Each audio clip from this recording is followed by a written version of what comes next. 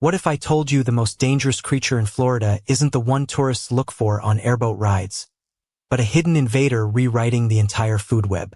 Right now, Florida's ecosystem is shifting into a perfect storm of native predators and invasive giants that even seasoned locals refuse to mess with.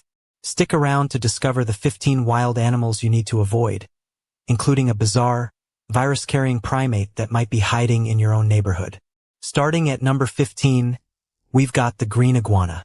Now, if you're picturing a harmless little lizard basking in the sun, think again.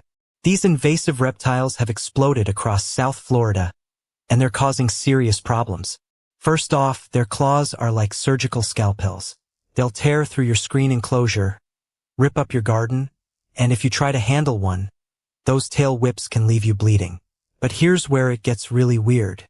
During Florida's rare cold snaps, when temperatures drop into the 40s, these iguanas literally freeze. Their bodies go into a state of cold-induced paralysis, and they just drop from trees like scaly hailstones. You'd think that'd be the end of them, but nope. Once the sun comes back out, they thaw and scurry away like nothing happened. The real issue is what they're doing to the environment. Green iguanas devour native vegetation, compete with local species for food, and their burrows undermine seawalls, canal banks, and even building foundations. Florida wildlife officials have actually encouraged residents to humanely remove them because the population's gotten so out of control. At 14, we've got the cane toad, and this one's a silent killer hiding in plain sight. Originally brought to Florida to control agricultural pests, these chunky amphibians have become an ecological nightmare. Here's what makes them so dangerous. Behind their eyes, they've got these massive parotoid glands that secrete a milky white toxin called bufatoxin. If your dog or cat decides to mouth one of these toads, that toxin hits fast. We're talking excessive drooling, seizures, irregular heartbeat, and if you don't get to a vet immediately, death within 15 minutes. Florida locals who've lost pets to cane toads now check their yards every single night with flashlights, especially during the rainy season when these things come out in force. They breed like crazy too. A single female can lay up to 30,000 eggs twice a year. That's why you'll see them covering driveways, sidewalks, and poolsides after a summer storm. And it's not just pets at risk. Native predators that try to eat them, like snakes and raccoons, get poisoned too, which is decimating populations of animals that actually belong in Florida's ecosystem. Number 13 brings us to the Florida black bear. Now, these aren't the massive grizzlies you see out west, but don't let their smaller size fool you. Adult males can still weigh up to 600 pounds, and they're getting bolder by the year. Here's what's happening. As Florida's human population explodes and developments push deeper into forested areas, bear habitat keeps shrinking. The result? Bears are wandering into suburban neighborhoods, and they're not just passing through. They're checking car doors, ripping open garbage cans, and raiding kitchens if you leave a window open. What makes this so concerning is that Florida black bears have learned to associate humans with easy food. That's a dangerous behavioral shift. In places like Apopka, Sanford, and parts of the Panhandle, residents report seeing bears on their driveways at 2 in the morning, completely unfazed by motion sensor lights or even people yelling at them. Wildlife officers stress that these bears aren't naturally aggressive, but a surprised bear, especially a mother with cubs, can become defensive in a heartbeat. And when a 600-pound animal feels threatened, you don't want to be the one who startled it. The Florida Fish and Wildlife Conservation Commission has logged thousands of bear-related calls in recent years, and the numbers keep climbing. At number 12, we're dealing with the brown recluse spider. Florida's heat and humidity create the perfect breeding ground for these venomous arachnids, and they love hiding in the exact places you'd stick your hand without looking. We're talking about cardboard boxes in the garage, folded towels in the linen closet, old shoes in the back of your closet. The brown recluse isn't aggressive. It doesn't hunt humans. But if you accidentally press one against your skin while reaching into a dark space, it'll bite defensively. That's when things get ugly. The venom contains a cytotoxic enzyme that destroys tissue. Within hours, the bite site starts to blister and turn dark. Over the next few days, the tissue dies and sloughs away, leaving a deep, crater-like wound that can take months to heal and often requires surgical debridement. Some bites lead to systemic reactions like fever, chills, and nausea. The scary part is that you usually don't feel the bite happen. It's painless at first. By the time you realize something's wrong, the venom's already doing its damage. Florida locals who've been through it will tell you they now shake out every piece of clothing, every towel, and every shoe before use. It becomes an automatic habit after you've seen what a recluse bite can do. 11 brings us to the water's edge with the cottonmouth, also called the water moccasin. This is the snake that doesn't run away. While most snakes will flee the second they sense vibration, the cottonmouth does the opposite. It holds its ground, coils up, and gapes its mouth wide open to reveal that bright white interior. That's your warning, saying back off or you're getting bit. Cottonmouths are semi-aquatic, which means they're perfectly at home in Florida's swamps, marshes, rivers, and canals. But they also show up in places you wouldn't expect. People find them in swimming pools, coiled under porch furniture, and even in boat live wells. Their venom is hemotoxic, meaning it destroys blood cells and tissue. A bite can cause severe pain, swelling, and in some cases, permanent muscle damage. What makes cottonmouths especially unnerving is their behavior. They're ambush predators, sitting motionless in shallow water or along the bank, waiting for fish, frogs, or small mammals to come within striking range. If you're wading through murky water or walking along the shoreline at dusk, you might step right next to one without ever seeing it. And because they're more active during the warmer months, which in Florida basically means 9 months out of the year, encounters are common.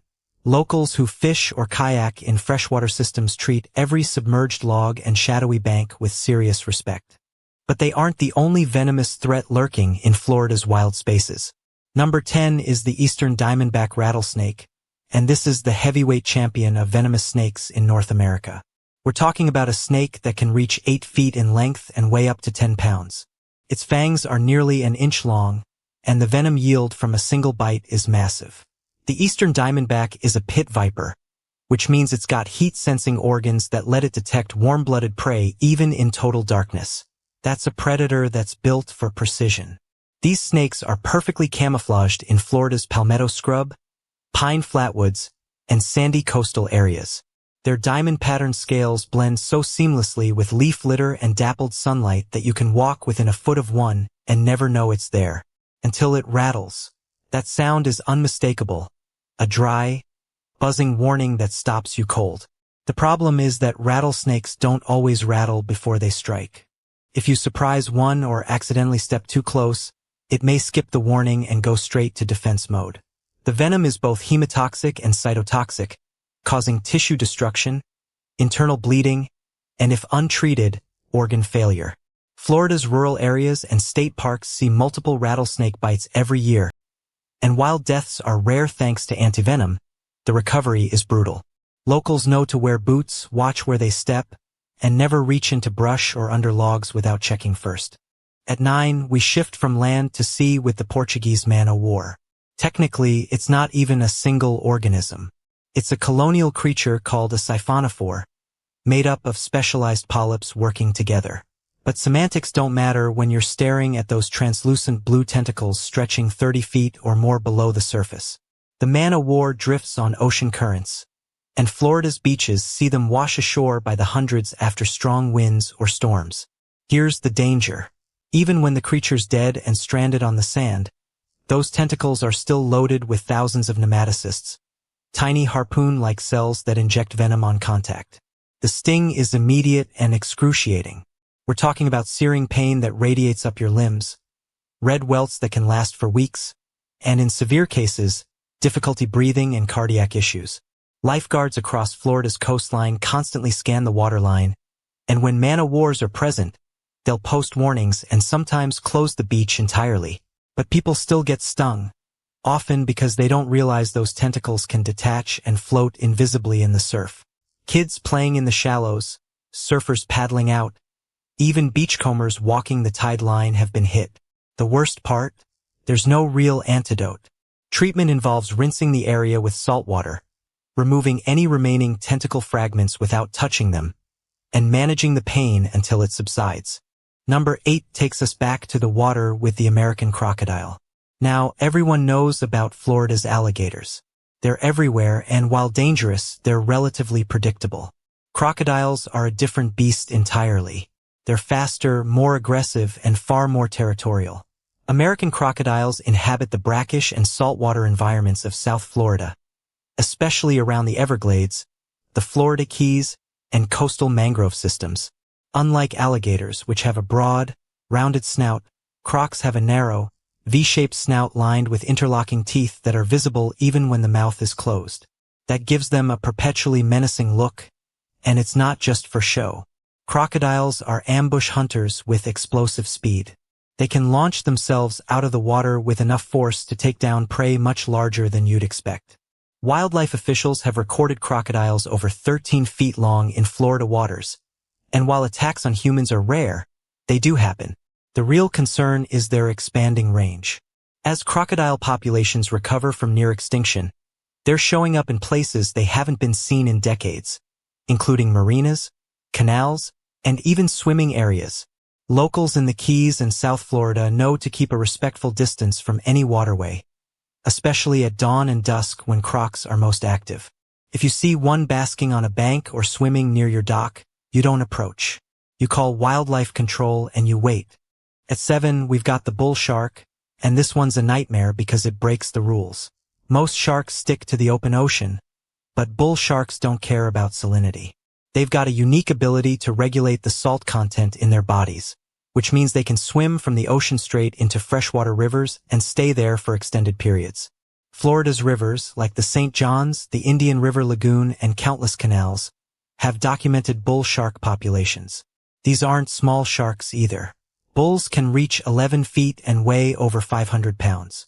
They're stocky, powerful, and extremely aggressive. In fact, many marine biologists consider bull sharks more dangerous than great whites because of their tendency to hunt in murky, shallow water where humans swim, wade, and fish. Bull sharks have been responsible for numerous unprovoked attacks in Florida, and the scariest part is that you often can't see them coming. The water's too cloudy, and they strike from below with devastating speed.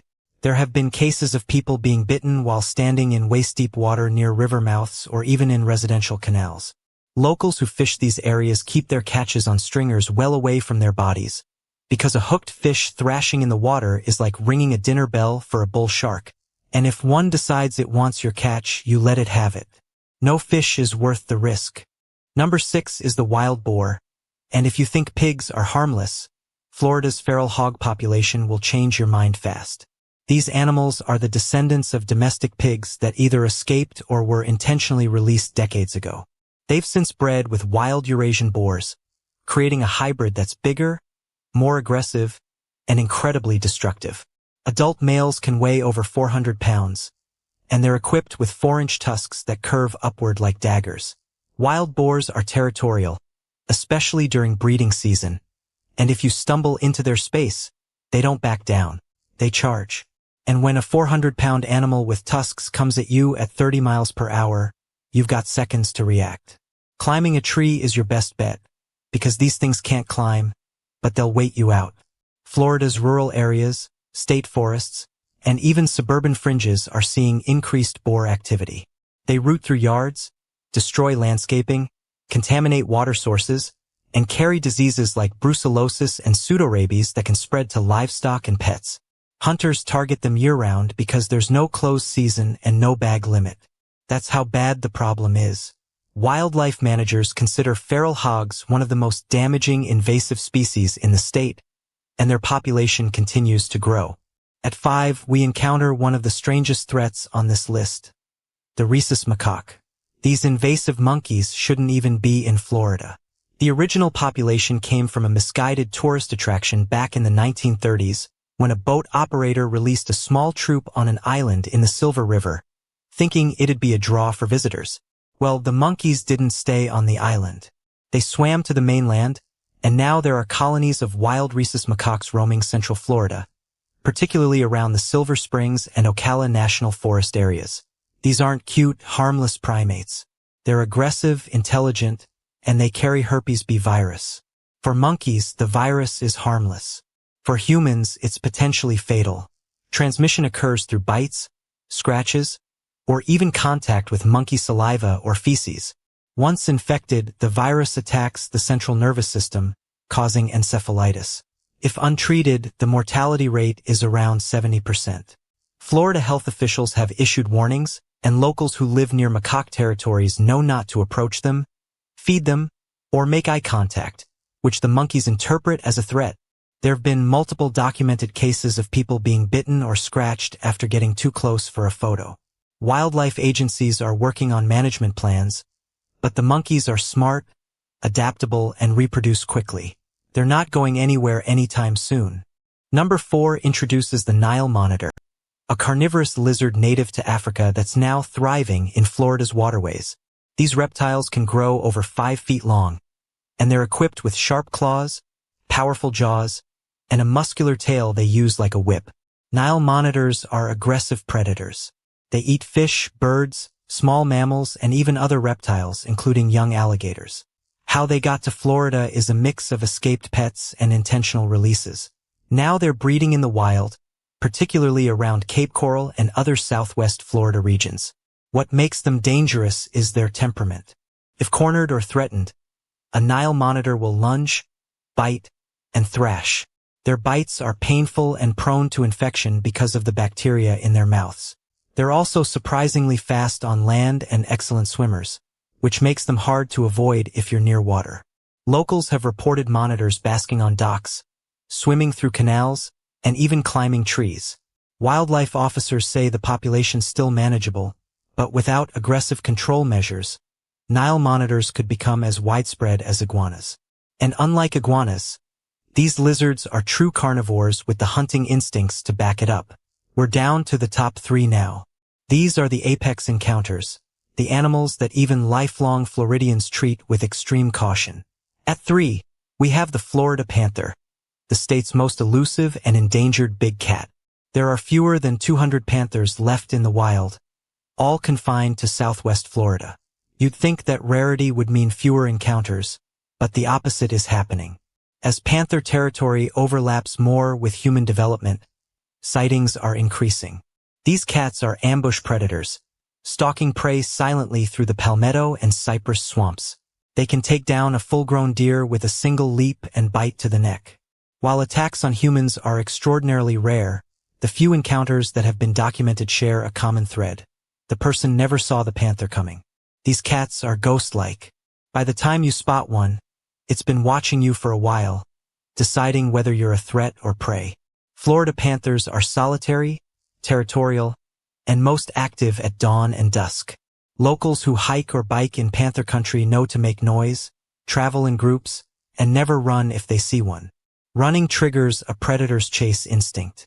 You stand tall, make yourself look bigger, and back away slowly.